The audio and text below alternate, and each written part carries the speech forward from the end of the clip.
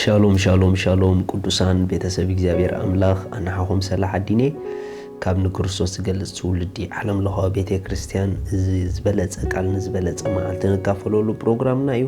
ኣብቲ ናትና ቻነል ሳብስክራይብ ላይክ ናይ ደወል ምልክት ግበሩ ንጎ ዝወርድ መደባት ብቐሊሉ ክትረኽቦ ትኽእሉ ኢኹም።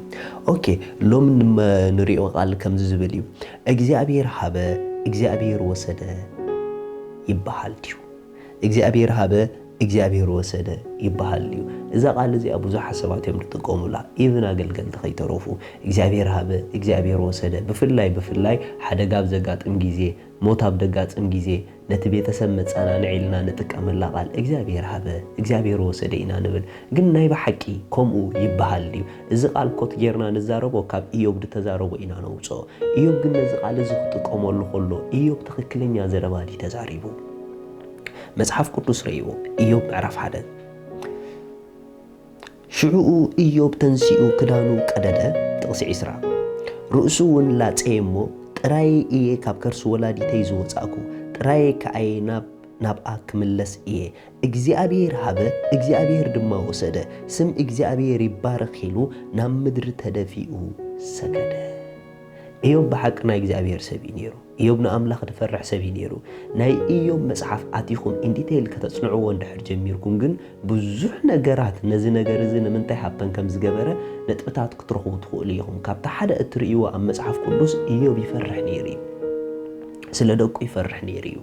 ነገር ግን እዚ ነገር እዚ ሃበን ምስ ገበረ ልዕል ኢልኩም እንተደኣ አንቢብኩሞ ነዚ ነገር እዚ ንክገብር ኣብቲ መንፈሳዊ ዓለም ዝወፀ ሰይጣን ከም ዝኾነ መጽሓፍ ቅዱስ ዝዛረብ ሰይጣን ነዚ ነገር እዚ ንክገብር ናብ ናይ ኢዮብ ህይወት ተሃንዲዱ መፅዩ። ኢዮብ ግን ስለዚ ነገር እዚ ዘይተረድኦ ሓደ ምስጢር ነይሩ። ሓደ ፓርትናቱ ጥራሕ ትኽክል ተዛሪቡ ኢዮብ እግዚአብሔር ሃበ ትብል ቃል ትኽክል ተዛሪብዋ። ምክንያቱ እቲ ኩሉ ሃፍቱ እግዚአብሔር ይሂብዎ ደቁ እግዚአብሔር ይሂብዎ። ተኻለኤቲ ተዛረባ ቃል እግዚአብሔር ወሰደ ትብል ግን ጌጋ ቃል ያሳ። ምክንያቱ ንደቁ እግዚአብሔር ኣይኮነን ቀቲልዎ ንሃብቱ እግዚአብሔር ኣይኮነን አብሪስዎ ነዚ ዝገበረ ሰይጣን ነይሩ። ስለዚ እቲ ሰይጣን ድገበሮ ኣምላኽ ከም ድገበሮ ተዛሪቡ ማለት እዩ። ስለዚ ብዙሓት ሰባት ነዛ ቃል ወሲድና ኢና እግዚአብሔር ሃበ እግዚአብሔር ወሰደ ንብል። ሎም ርግፀኛ ኮይኑ ክነግረኩም እግዚአብሔር ይህብ ዳ እምበር እግዚአብሔር ኣይወስድን እዩ። ምክንያቱ እግዚአብሔር ብውህበቱ ደይጣዓስ ኣምላኽ ኢልዎ እዩ መጽሓፍ ቅዱስ። ኣምላኽ ናይ መሃብ ባህሪ ኣለዎ እዩ። እግዚአብሔር ግን ብኽፉእ ናይ ምውሳድ ባህሪ ግን የብሉን። ስለዚ ብዙሓት ሰባት ሰኣነት መጽሓፍ ጽቡቕ ጌርና ምጽናዕና ነቲ ሰይጣን ዝገብሮ ኣምላኽ ከም ዝገበሮ ጌርና ኢና ንዛረብ። ሰባት ብሓደጋ ክጠፍኡ ክንሪኦም ከለና ንሰብ ከነፃናና ኣምላኽ ካብ ወሰዶ እንታይ ይበሃል? ኣምላኽ ወሰደ እግዚአብሔር ሃበ እግዚአብሔር ወሰደ እግዚአብሔር ሃበ እግዚአብሔር ወሰደ። ንቤተሰብ ነፃናናዕ ዘለና ይድመስለና ከምኡ ክንብል ከለና ግን ሮንግ ዝኾነ ማይንድ ሰት ኢና ንፈጥረሎም ዘለና። ሮንግ ዝኾነ ኣተሓሳስባ ኢና ውሽጦም ነእትወሎም ዘለና። ምክንያቱ እቲ ኣምላኽ ደይገበሮ ኣምላኽ ከም ዝገበሮ ጌርና ስለንዛረብ ዘለና። ኢዮብ ባዕሉ ብዙሕ ምስ ተዛረበ ካብ መከራይ ዝተላዕለ ዝዛረቦ ይፈልጥን ኢሉ ብዙሕ ምስ ተዛረበ ኢዮብ ኣምላኽ ኣብ መጨረሻ ሓቲትዎ ኢዮብ ግን ንኣምላኽ ክምልስ ስለ ዘይከኣለ ኣብ ኢዮብ 42 እንድሕር ኬድኩም ጥቕሲ 3 ከም ዝብል ቃል ኣሎ ብዘይ ፍልጠት ነቲ ምኽሪ ዘጸልምቶ መን እዩ? ስለዚ ኣነ ነቲ ዘይስተውዓልክዎ ንዓይ እምብዛ ዘገርም ዝኾነ ዘይፈልጦ ነገር ተዛረብኩ። ርኢኹም? ዘይፈልጦ ነገር ተዛረበ ዘይፈልጦ ነገር ተዛረበ ኢሉ ንዓይ እምብዛ ዘገርም ዝኾነ ዘይፈልጦ ነገር ተዛረበ ኢሉ ኢየሱስ ክርስቶስ ንዘለኣለም ጎይታ እዩ። ኢዮብ ኣብቲ ኩሉ ዝሓልፎ ዝነበረ ጎደናታት እግዚአብሔር ኣምላኽ ካሓቶ ምጀመረ ብዙሕ ነገር ከም ዘይፈልጥ ይበዓል ተዛሪቡ። ምክንያቱ ንዓይ ዘገርም እምብዛ ዘገርም ዘይፈልጦ ነገር ተዛረበ ኢሉ። ምክንያቱ ብዙሕ ዘይፈልጦ ነገር ኢዮብ ነይሩዎ እዩ። ካብቲ ሓደ ኢዮብ ዝገርመኩም ደይፈለጦ ነገር እንታይ እንተዳይድኩምኒ ደቁን ቤቱን ክበርስ ከሎ ነታ ኣብራስ ብትኽክል ኣይተረድኦን ነይሩ።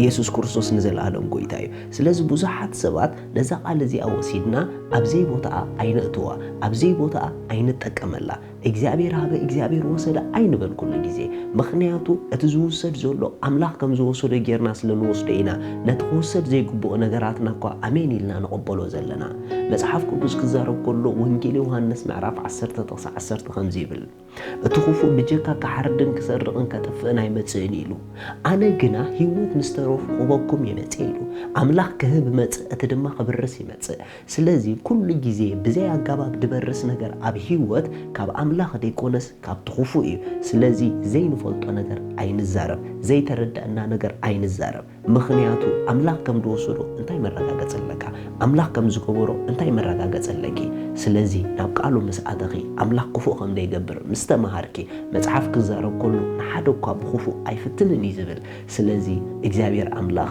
ብክፉእ ነገር ብሕማቕ ነገር ኣይብርስን እዩ ብሕማቕ ነገር ኣይፍትንን እዩ እምበሽ ገለገለ ሰባት ብዙሕ ክፉእ ነገር ክንሓልፍ ከለና አምላኽ ይድፍትነኒ ዘሎ አምላኽ ይድፍትነኒ ዘሎ አምላኽ መታን ትሑት ሰብ ክገብረኒ ኢና ንብል እመኑኒ እግዚአብሔር ብሕማቕ ፈተነ ትሑት ሰብ ኣይገብረናን እዩ እግዚአብሔር አምላኽ ክፉእ ነገር ብምፍጣር ጽቡቕ ነገርና ብምውሳድ ትሑታት ክገብረና ኣይክእልን እዩ በቲ ጽቡቕ ቃሉን በቲ ጽቡቕ ውህበቱን እዩ አምላኽ ትሑት ሰብ ዝገብረካ ስለዚ እግዚአብሔር ሃበ እግዚአብሔር ወሰደ ኣይበሃልን እዩ እግዚአብሔር ይህብ እዩ ሻሎም ስለዚ ሎሚ ንጎይታና ኢየሱስ ክርስቶስ ኣብ ህይወትኩም ወሲንኩም ክትቀበልዎ እትደልዩ እታ ኣብኡ ዘላ ናይ ዘለዓለም ህይወት ክትቀበልዋ እትደልዩ እዛ ጸሎት እዚኣ ጸልዩ እግዚአብሔር አቦ ስለ ወድኻ ኢየሱስ ክርስቶስ የመስግነካ ኣለኹ የአምን ኣለኹ ኢየሱስ ክርስቶስ ስለ ኃጢአተይ ከም ድተሰቕለ እዳ ኃጢአተይ ከፊሉ ከም ዝፈጸሞ